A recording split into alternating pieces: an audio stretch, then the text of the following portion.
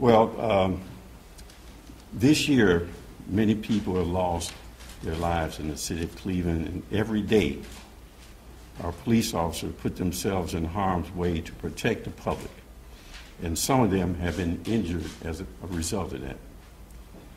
As a city, we have worked hard over the past 7 years since I've been mayor to build trust and mutual respect between our police officers and our community. We put policies in place that gives our police officers and their supervisors the guidance they need to make tough calls in difficult situations. Our police officers go through mandatory training regarding these policies. In doing so, we have two primary purposes. That is, safety of the community and safety of the police officers. After Thursday night's high-speed pursuit and the use of deadly force by Cleveland police officers, the question of whether the use of deadly force was justified or not is being handled by the East Cleveland Police Department and supporting investigating agencies. The City of Cleveland will fully cooperate in regards to that investigation.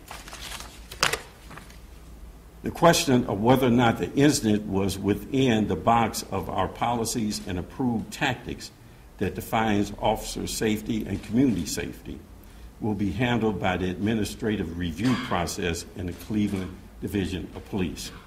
Now, I have specific concerns that I'm asking to be looked at during that review, and I'll list them for you. The supervision of the pursuit, how long the pursuit lasted, the number of officers involved in the pursuit, the number of officers involved in the final incident, and whether or not proper tactics were used that could have prevented the use of deadly force in this incident.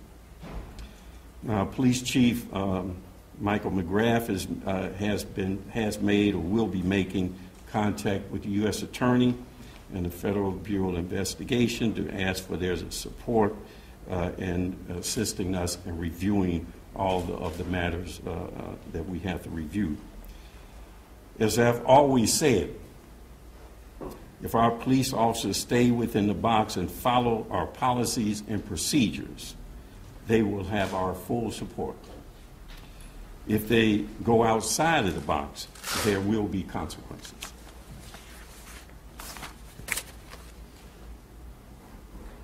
Now, this will take quite some time to complete, over a year, several months, and before the investigation is completed and our administrative review is finished, and we will have many questions and answers as we move forward. Community Relations, the Director Blaine Griffin and his team are engaged with and will work to keep the community fully informed as things develop. They are prepared to connect those in the community who need support to services that can help them, and likewise, the police officers that were involved in this incident will have the support of our Employee Assistance Program to help them deal with the aftermath of this incident. Anytime our community has experienced a situation like the one we did Thursday night, there are many questions that are going to be asked, and it has a significant impact on the community. Now, given the length of time that it will take for this investigation, both the use of deadly force and administrative side to be completed, I'm asking that our entire community have patience and continue to work with us to build stronger connections between our residents and our police officers. Now, I know that much of, or even all of what I've just communicated to you, you've heard in one fashion or form or another from somebody. The purpose for me being here is that you will hear it from me. So there's no question as to where the mayor is on this and the direction that we are taking. Now, with that being said, we will entertain any questions that you have in regards to this incident, and we'll address it as forthrightly as we've attempted to do, not just in this case, but any other case. And I'm pretty sure out of your questions, you will address some things that I have not raised here. Mayor, how do you balance the need to be open with not compromising the investigation?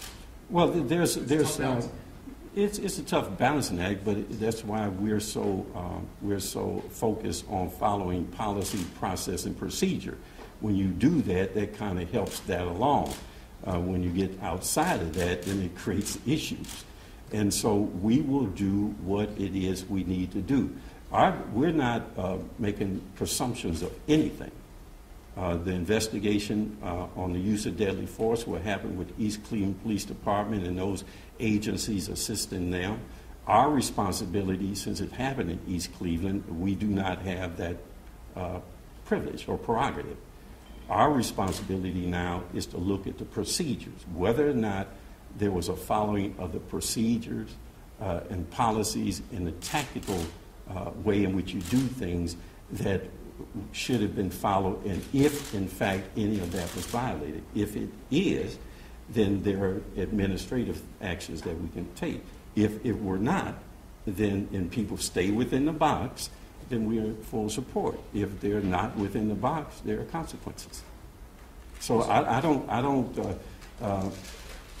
whether or not it's fair or not fair or tough balancing act, I think, is if we presume something. We're not presuming anything. We're going to, wherever this leads us is where this will go. And if people are in the box, that's fine. If they're outside the box, that's on them. Police were searching for shell casings and or a weapon along the shoreway and some of the route last night and again today. Is there a reason why there was a lag time in that? I will ask the chief to respond to that. I know that when something happens in the city of Cleveland, there's a process and procedure we have that automatically the shooting team is called up, the city prosecutor is called up, and there's almost like an aggressive way of addressing, collecting the evidence, preserving the scene and things like that. But I'll let the chief. You know, it was determined Thursday night, Friday morning that East Cleveland would take over the investigation. So we had to wait for them to get up to speed.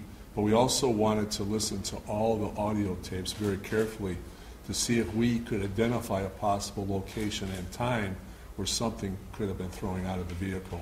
So in that process, over the last couple of days, in fact, we started looking at the route yesterday, and we're continuing to look at today to see if we can locate, in cooperation with East Cleveland and BCI, to see if we can locate any type of evidence that may have been thrown from the vehicle during the course of that pursuit. Is it true that there was a supervisor at one point who asked that the pursuit be terminated? Not to my knowledge. Did you have concerns about friendly fire issues if there was no gun? A lot of those cruisers were hit with a friendly fire. You know, anytime you're in a tactical situation relative to police officers and firing their weapons, that's always a primary concern is friendly fire. At this point in time, until we proceed and East Cleveland proceeds with their investigation, I don't know what those circumstances were on the scene and where the officers were positioned at the time they were firing their weapons. But that's always primary when you get into tactics, crossfire, et cetera, et cetera. Very, very important in a tactical situation for police officers. Chief, will you release the radio tapes so we can hear them? I think that will be, where's Maureen? Yes. What is it? The tapes are under review by the Department of Law. They are expediting that review, and they should be released no later than tomorrow morning. And Chief, and I'm quoting from 02 here, so if I'm outdated, you tell me. Officers shall not join in a pursuit without permission from a sector supervisor. The sector supervisor shall permit no more than 2 police vehicles to engage directly in a pursuit unless unusual circumstances. Did the officers who were pursuing, all of them, have permission to pursue? Well, that is something we will be looking at during our administrative review. And that particular policy is usually updated every other year. And the last year we updated that policy was in August of 2010. But that's why we're conducting this administrative review, to ensure that either they were or they weren't in compliance with our own policies and procedures in the division. Where does the policy stand now in terms of how many cars? Wait a minute, let's go in order. Tom Maris is next. Mayor, this question has been, I think, asked and re-asked, maybe even going back to the prior administration about the city's relative lack of use of dash cams in the these cruisers. And it's the largest city in Ohio that does not have a legal eye on them. Why is that? I mean, isn't this the kind of incident that makes a compelling case for the value? Well, I don't think it's just this incident. I think there are many incidents that will give justification. We've asked this question multiple times over the last decade. Right. Why has not the administration aggressively pursued the? I don't think we have not aggressively pursued it to the point that it's in all of our vehicles. Are there in some? Yes, sir. They're in some. Are in some vehicles. And so we have staged it that way. And as you know, there are budgetary considerations, there are a lot of consideration, but our policy as we move forward is to have it in all of the vehicles. It would serve us well to have those tapes. And I know that primarily they use them for DUI, driving under the influence, and as part of their evidence that the person was impaired and things like that. And in this case, the cameras would have been on, they would have seen it. So yes. Now, why we have not done, I will tell you, part of it is budgetary. So are you saying you're committed to doing it now? No, I'm telling you that we recognize that that's a problem. Now, as we evaluate what we could have done better as an administration, of course, that will be one of the things that we will be looking at, that and several other things. I'm pretty sure that the chief, as he looks at his police orders, general police orders, protocol, procedures, policies, that this incident will bring to light some things that he may have to change. So it will be part of it. I mean, if you could snap your fingers, toss down a factory and say every cruiser in Cleveland will have a dash cam, and do you believe in the value of it? Would you like to see them more widely used? Well, let me say this, in the next 4 to 5 weeks, maybe 6 weeks, we will be piloting personal body cameras on the officers that take you beyond just the dash camera. It takes you to pursuits, foot pursuits, et cetera, et cetera. So very soon we will be piloting that project, and we will compare that to the cameras in the vehicles and see which direction we should proceed in. So you're likely going to go in one direction or the other here? I mean, you're seeking to make greater use of technology in this regard? I anticipate that would be the recommendation, yes, sir. And how many cameras do we have presently in cruisers? 15, I think, was the number last time we checked. Approximately 15 to 20 cameras we have in cruisers, yes, sir. Tracy Carlos. Chief, has the 13 officers been interviewed yet, and how will what they have to say be put into this investigation? The 13 officers have not been interviewed yet, and that will be at the discretion of the East Cleveland Police Department and their partners who are conducting this investigation. Do you have any idea when that would happen, or it's all up to East Cleveland? That's pretty much up to the investigating agencies that will be taking the lead here. Now, and to follow up on that, then the question to us is, when will we have the opportunity to do administrative review, which will also entail some questioning too. So that has not started. I think there will be a ruling on how we can move forward with that relatively soon. That's correct, Mayor. Currently, we put together a policy procedure / tactical review committee on Saturday morning with members of the command staff, Office of Professional Standards to be part of that team. And we'll be looking at the policy procedure compliance during this incident. So they'll go hand in hand as East Cleveland doing theirs, you'll do this administrative at the That's same time? ideal situation. That is correct. And that is the recommendation nationally, to not wait until the end of the criminal investigation to proceed with the administrative review. But it's very delicate because we can't cross the line where we would have an impact on any type of criminal proceeding. So we have to be very, very selective here. And we will be in communication with representatives from the criminal investigation team. But there's no reason why we can't look at our radio tapes and our policies, procedures, how many people were actually involved. But it's very sensitive. These are two very, very sensitive investigations that really we have to be very careful with what we do, but we're not going to wait till the very end of the criminal investigation to start the administrative end of it. We're going to start it probably someday this week. Probably tomorrow we will start really zeroing in on that. Peggy. Yeah, Chief, how many Cleveland police officers were involved in the pursuit? At this point, I don't have a number for you. You know, I can guess, but I'm not going to do that. Once we start our administrative review, I will have a very fixed number as the number of officers that were engaged in that particular scenario. And are the 13 officers, are they back to work today? No. No, the 13 officers will come back to work tomorrow, the next day, and then they go in our wellness program under the medical director. So they won't be actually active duty? No, we call that a restricted duty status under the wellness program, which falls under the umbrella of our medical unit, and that's where they'll stay for quite a period of time. Usually it averages about 6 months, maybe longer. Sarah Madison? I just wanted to find out, so are you saying that you are going to have to wait until East Cleveland talks to all these guys before you're going to talk to these guys? That's basically correct. Chief, can you say, I'm sorry, Go ahead. can you say, I mean, on Friday, you at the news conference, when you were saying, why was there 137 shots, why did 13 officers, you were asking a lot of questions I think the community's been asking. Is part of your review and part of your concern that there may have been a breakdown in the command structure here? You know, it's too early to respond to that question. I asked those questions, why 137 shots were fired, why did the pursuit take 20 minutes? I asked those questions because I know those were the first questions the community were going to ask. I don't have the answers. But once we get into the criminal part of it and the administrative end of it, we have to answer those questions, which we will. Are you confident your command structure is in place today, that it works? I am, very much so. You know, we encounter armed suspects daily. I mean, if anybody attended our awards ceremony on Tuesday last week, we probably had 25 scenarios, and all 25 scenarios involved handguns and shots fired and everything else. And the officers were receiving awards for their good deeds and their dedication to the community. So yeah, it does work. It absolutely works. We have a great police department, and the officers do a fine job. So we'll have Eva Tassi and then we'll have Paula Roski. Chief, what was the racial composition of the 13 officers? The 13 officers, 12 of the 13 were Caucasian and one was Hispanic. Chief, after the Brandon McLeod shooting, there's protocol set, so numbers of sets of eyes look at something like this.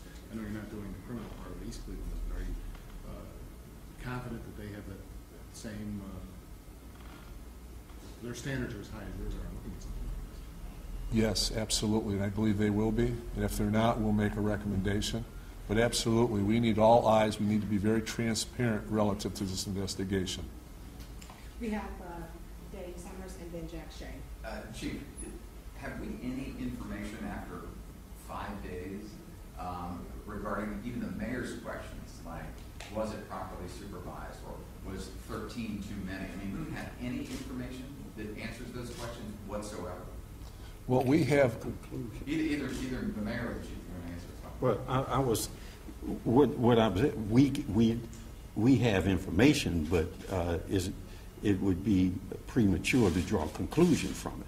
There's a process that we have to go through, and a part of that process is the interviewing, the talking to officers, the ones that may not have been involved in the actual shooting, listening to the tapes, all these kinds of things. So it's not that we don't have information, but we just can't draw a conclusion from that. Now, there's a process we have to go through. Our duty and our responsibility is to oversee what happens in the city of Cleveland. And in this case, with the police department, it is officer safety, community safety. Every day that there's a report of someone getting killed, whether it's this incident or another incident, and the director calls me, I have the same thing about that. It bothers me. It bothers me. This is our time, our stewardship. And I'm not trying to make excuses as to why this happened or that happened. That becomes irrelevant. The fact is that it happened. And what we do, rather than deal with it in a political way of talking about who's wrong or who's right, we engage in a process and procedure that leads to a conclusion that does not pre-assume anything. So yes, we have facts, we have information, but it is far too early to draw conclusions from that. And now the fact, we know the number of shots, we're listening to the tapes, we're surmising how many officers were there. Did they follow proper procedure? Did they employ proper tactics when they caught up with the car that didn't put them in a situation where they had to use deadly force? All these kind of things we have to ferret out, and that will take some time. And if we had both investigations, the use of deadly force and the procedural and administrative review under the control of the department, we could give you more definite answers about how long it's going to take, because we have protocols. But since we don't, then all we have under our control right now is the administrative review. Those basic numbers, just to follow, those basic numbers that are out, the 137 shots, Right. 13 officers, don't speak to your policies at all? Oh, yes, they do speak to the policy on its surface. There's prima facie kind of stuff. But there may be mitigating circumstances that we are unaware of that will come out based on conversations with other police officers who may have been there who didn't shoot. Or it may come out on some of the tapes. It may happen with some of the supervisors, whether a sergeant or lieutenant, who may have interacted or communicated with those officers during the chase. The question is how long, why you chase so long? Why so many officers? See, on its face, it seems one thing, but that's jumping to a conclusion that may not necessarily be a true outcome. We need to look at the whole thing, and there may be mitigating circumstances. On its face, it's problematic. That's why we're looking at it. Jack Shaver.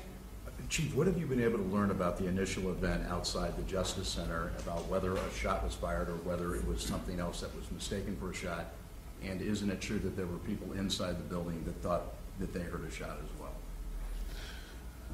You're absolutely correct. This was initiated because there was an officer on the street who heard a shot and thought the shot came from the vehicle. And it is true that there were people inside the Justice Center that heard a loud noise, and they thought it was a shot also. We also had a security guard in our booth at the top of the ramp that also heard what she believed was a loud shot and ducked down behind the glass. So that initiated this particular incident. And what have you been able to learn? And is it possible it was a shot, or is it possible it was a backfire on a vehicle? Or That hasn't not been determined yet. have you been able to determine that it wasn't a shot based on no shell casings and no holes in any walls?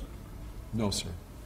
And Chief, do you know, were either one of the people in the car, were they on probation? I know they're not here to answer the questions. Is there any theory at this point as to why they would run from the police? As far as probation, I don't have that information in front of me. I don't believe they were, but they did have somewhat of criminal records or some type of felony and misdemeanor violations. As far as why they were fleeing from the police, they would not stop. That has really not been determined yet. There was a reason, and that's where the criminal investigation will, at some point, we would hope, make some type of determination why that gentleman would not stop over better than 22 minutes. We'll have Paul Wolowski, Sarah, Tom, and Casey, and I'm conclude. The chief shot, whether the shot was fired or not, it appears that that car rammed a police car. Would that be considered the use of deadly force against an officer under your policies, and could that justify an officer firing? Depends on the circumstances. If the driver of the suspect vehicle used it as a deadly weapon, then we would consider that a deadly weapon and we could respond accordingly. Sarah. Will you release the officers' names, and if not, at this time, can you explain to the public why those are being withheld? Our normal protocol under deadly force incidents, we usually wait 48 hours, et cetera, to release the officer's name. That's when we're conducting the investigation. Currently, we are not conducting the criminal investigation, so that is a question that will have to be posed to the investigating agencies. Tom. Did the officer who reported the initial perceived shot, did they have reason to believe that they were being shot at? How far were they from the vehicle? What was their relationship to the car? From what we currently know now is that they heard a shot, they saw a car speeding, going fast. They heard what they believed to be was a shot fired as it went by them. And the distance is probably no more than 50 feet, probably less. The car was going westbound on Sinclair. So they believe they may have been being shot at. That is correct, sir. Tracy Carlos? Chief, do you know if anybody witnessed this shooting that actually saw it happen, whether it be a police officer or civilian in that area? I do not have that information currently. Last question, Eddie Alec. Chief, I just want to follow up on her question about releasing the names of the officers.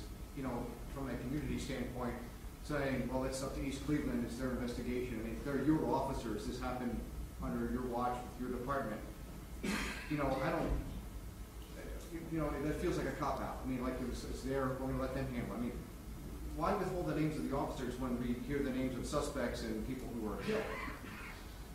Number one is East Cleveland is they're taking the lead on this particular investigation, and we have to give them their due respect. So I don't want to step across that line. They may have a reason why they don't want those names released yet.